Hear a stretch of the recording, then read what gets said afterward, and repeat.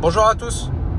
Si vous hésitez toujours entre un modèle 3 et un modèle Y, je vais vous apporter un élément qui peut-être fera pencher la balance pour le modèle Y. Vous n'êtes pas sans savoir que le modèle 3 va subir un restylage prochainement. Qui dit restylage dit décote inévitable de la première version. Alors le restylage a été confirmé par Tesla, c'est le projet Highland et ça arrive bientôt, donc dans les prochains mois. Par contre, je pense pas que le restylage fera décoter énormément les premières versions, puisque ça reste des versions qui sont très bonnes avec des très bons processeurs, des véhicules connectés qui peuvent se mettre à jour. Par contre, là où ça peut faire mal, c'est l'éventualité où Tesla décide de réintégrer les capteurs à ultrasons au nouveau modèle 3. Donc là, je pense que la décote sera assez importante, surtout pour les véhicules depuis 2022 dépourvus de capteurs à ultrasons, donc avec Tesla Vision.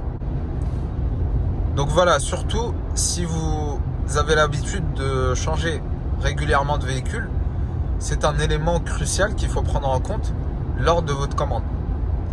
Alors il y a d'autres éléments qui sont en faveur du modèle Y, qui sont la position d'assise qui est plus agréable, le confort, avec l'espace à bord, surtout à l'arrière, au niveau des places arrière.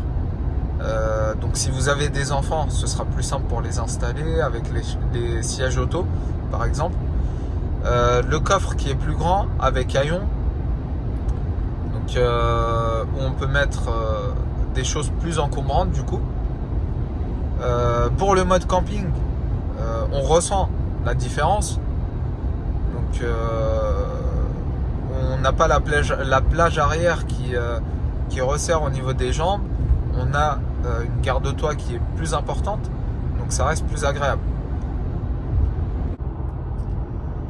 Donc voilà, si vous voulez absolument une berline plus sportive avec plus d'autonomie, là je peux que vous conseiller le modèle 3 qui reste un excellent modèle. Vous quittez la zone de contrôle.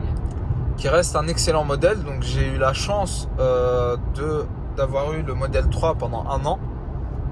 Donc je peux vous dire que c'est un excellent véhicule. Après, si vous n'êtes pas pressé, le mieux ce serait d'attendre la nouvelle version. Donc dernier élément dont je veux vous parler, c'est le prix. Donc il y a 3000 € d'écart entre le modèle 3 et le modèle Y. Mais voilà, à mon sens, ça ne justifie pas de passer sur le modèle 3 si c'est le seul argument que vous avez pour commander le modèle 3.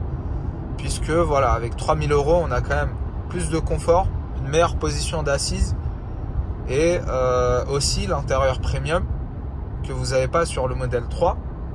Et aussi le crochet d'attelage que vous pouvez rajouter a posteriori sur le modèle Y, qui n'est pas possible de rajouter sur le modèle 3 après l'achat. Donc voilà, n'hésitez pas si vous avez des questions. J'espère que vous ferez le bon choix et quel que soit votre choix, encore une fois, ce sera un excellent choix. Je vous souhaite une bonne journée. Merci d'avoir suivi cette vidéo et à bientôt.